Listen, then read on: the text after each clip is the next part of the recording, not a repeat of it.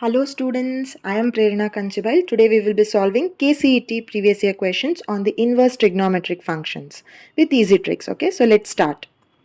So first question, finding out the value of this. See, we have two inverse functions here. So what we will do, we will consider them to be alpha and beta. So I'll consider tan inverse 2 is equal to alpha. Then it will be what? Tan alpha is equal to 2 when I simplify. Similarly, I'll consider cot inverse of 3 is equal to beta. So this will be equal to what? Cot beta is equal to 3. Now, if I substitute these in the questions, question changes to secant square alpha plus cosecant square beta. Now, do we have any relation between secant square and tan square? Yes, we have an identity. What is the identity? Secant square x minus 1 is equal to tan square x. So I substitute that here. It will be 1 plus tan square alpha plus what about cosecant square? We have a relation of cosecant square and cot square. What is that identity? 1 plus cot square beta. So we know the value of tan alpha, that is 2. So tan alpha square will be what? 1 plus 2 square plus 1. Cot beta is 3. So this is 3 square. So this will give me the value 15. That is my C option. So C option is correct. Second question. See, such type of questions are asked in CET most of the times. Okay. See, here you can see we have two different inverse trigonometric functions and it is asked whether it is valid for what value of x does this equation satisfy. So when they have given equal to and they have asked you to check for which value of x it satisfies, we have to write down the ranges of both these functions and we have to combine these two ranges to form a single inequality. So what is the range of cos inverse x? Cos inverse x is 0 to pi. What about sin inverse x? We know the range of sin inverse x is minus pi by 2 to plus pi by 2. So combining these two, I have to reduce it to a single inequality now. So what I will do? I will consider cos square x is equal to theta. Then what will be x? X is equal to cos theta. Correct? So now combining these two, see, since cos inverse x is greater than 0, I can't take the negative value. So what I'll do, I'll consider the LHS 2 cos inverse x. This is greater than or equal to 0. Correct. But this will be less than or equal to what? It will be less than or equal to pi by 2. By combining these two, I'm writing down this equation. Now I need only for x values. So what I'll do, I don't want this 2. So what can I do? I can divide by 2. So it will be cos inverse x greater than or equal to 2 and less than or equal to pi by 4. I'll just consider this part.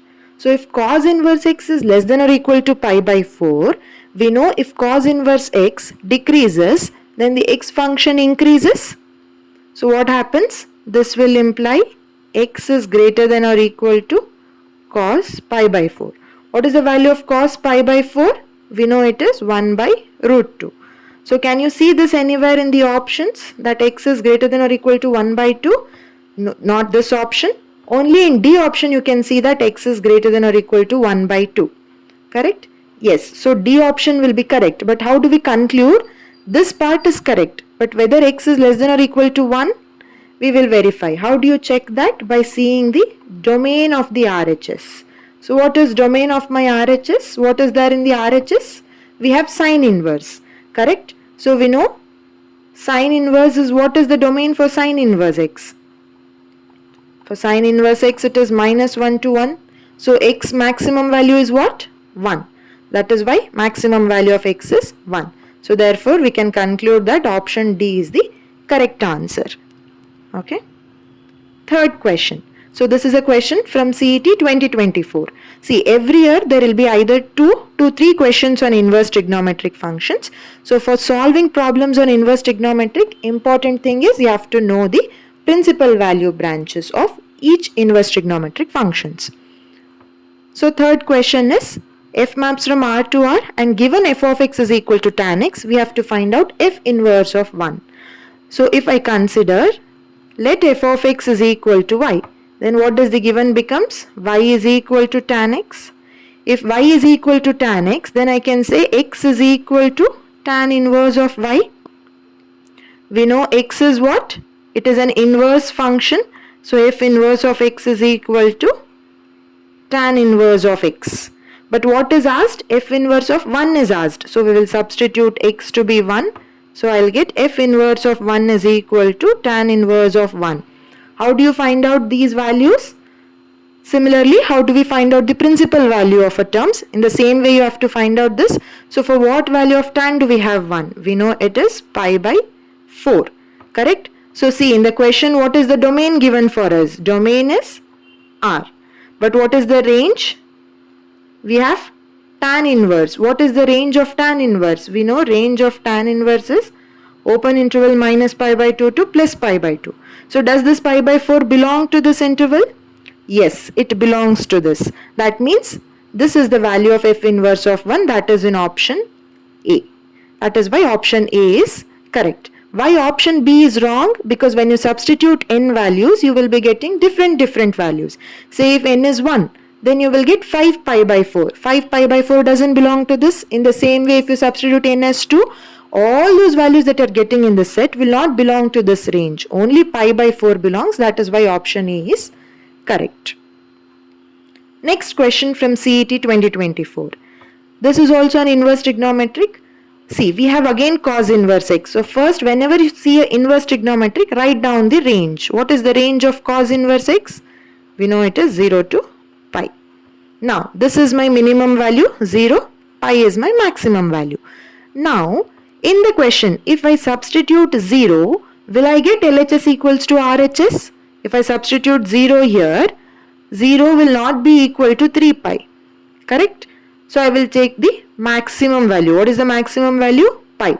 So if cos inverse x is also pi, cos inverse y is also pi, and cos inverse z is also pi, then it will be equal to 3 pi. That is the RHS. So what I can conclude? Cos inverse x, cos inverse y, and cos inverse z. All three are equal to pi. Only then when I sum this, I will be getting the RHS. Correct? But what is asked here? They have just asked x, y and z values. How do you find out x, y and z values? If I equate only these two, then it will be cos inverse x is equal to pi. So what will be x? X is equal to cos pi. What is the value of cos pi? Minus 1. Similarly, I can do for cos inverse y is equal to pi and cos inverse z is equal to pi.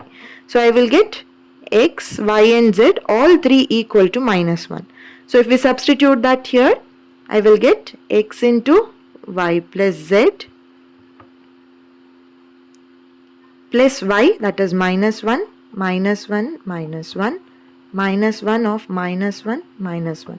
So if I sum up all this, I will be getting C, that is 6. Option C, 6 is the correct answer. Next question. See, in this question also we have two different inverse functions. But here we are not doing it by the ranges. Why? Because they have not told to find out the x value. If they had asked you to find the x value, then we would find the range and equate those range into a single inequality. But here you can see that they have just asked for sine and cos. For whatever they are asked also, we have sine and cos. Here also we have sine inverse and cos inverse. So what we will do, we will find out the values of sine inverse x and cos inverse x separately. So here we have 2 sine inverse x minus 3 cos inverse x is equal to 4. And what is the x range given? See, this is very important. Only if you see this range, you can substitute the formulas. So here we have two different functions, correct? We can convert it into a single. How do I convert? I'll write this as 2 sine inverse x minus 3. Can I convert sine inverse x into cos or cos into sine? In this interval, what is the formula for that? We know an important identity, correct? Sine inverse x plus cos inverse x is equal to pi by 2. Only in this interval. Correct? So I can convert cos inverse x as what?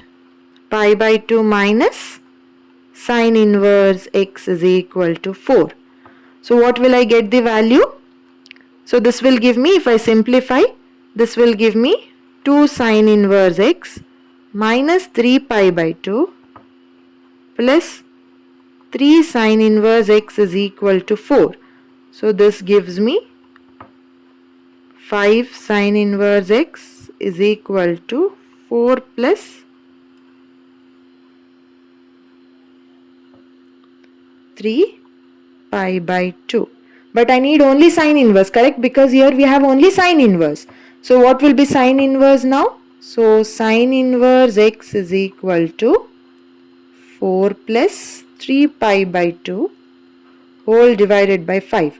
This is my sine inverse value. So if I simplify this, I will be getting a particular value. Then I can find out cos inverse x also. What will be cos inverse x? Pi by 2 minus sine inverse. So what will be sine inverse? If I simplify this, this will be 8 plus 3 pi divided by 10. Correct? So if I substitute that here, it is 8 plus 3 pi divided by 10. So if I simplify this, what will be the value? What will be my cos inverse x value? LCM will be 10. So here if I multiply, it will be 5 pi minus 3 pi, that is 2 pi. Correct? Minus 8. I can further simplify this by taking out 2 common. So it will be what? Pi minus 4 by 5.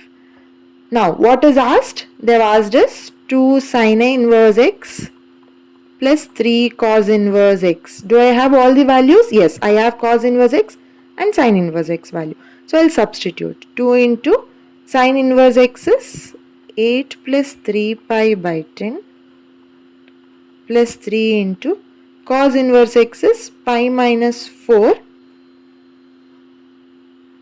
divided by 5.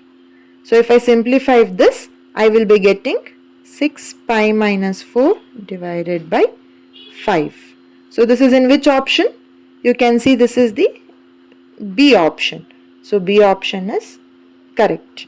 So these are the problems on inverse trigonometric functions from 2024 and 2025 questions. Okay. Thank you for watching.